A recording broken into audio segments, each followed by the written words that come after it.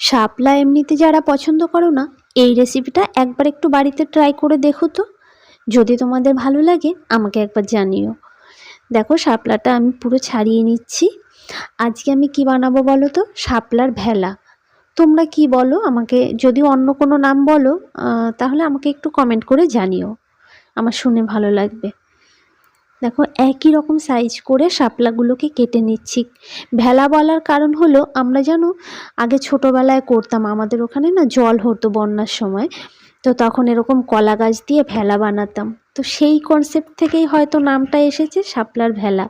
দেখো এখানে আমি কাঠি নিয়ে এরকম একই সাইজ করে শাপলাগুলো ছোট ছোট টুকরো করে তার মধ্যে এইভাবে ঢুকিয়ে নিচ্ছি। দেখো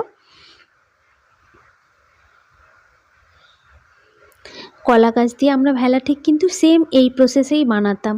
এর ওপরে ভেসে ভেসে জলের মধ্যে ভাসা যেত আর কি। কলা গাছগুলো তো অনেক মোটা মোটা হয়, আমরা উঠে ভাসতাম।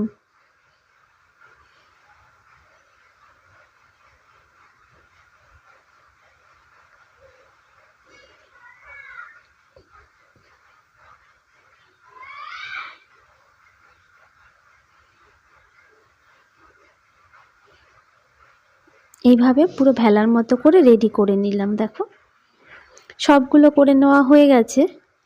এবারে আমি একটা এখানে দেখো নিয়ে নিয়েছি বেসন, নিয়ে নিয়েছি একটুখানি চালের গুঁড়ো, এখানে গোলমরিচ গুঁড়ো দিয়ে দিলাম, আর দিয়ে দেবো কিছু চাট মশলা, একটু জিরের গুঁড়ো, সামান্য একটু ধনের গুঁড়ো দিয়ে এবার একটু হলুদ দিলাম, আর পরিমাণ মতো নুন দিয়ে দেব। এবার জল দিয়ে ভালো করে একটা ব্যাটার তৈরি করে নেব। বেশ এরকম একটা, দেখো কীরকম হয়েছে, এরকমই একটা ব্যাটার তৈরি করে নিতে হবে। এবার এই যে শাপলার ভেলাগুলো তৈরি করেছি এর মধ্যে দিয়ে দেব। দেখো কত সুন্দর হচ্ছে। এবার গরম তেলে দিয়ে শুধু ভেজে নিতে হবে।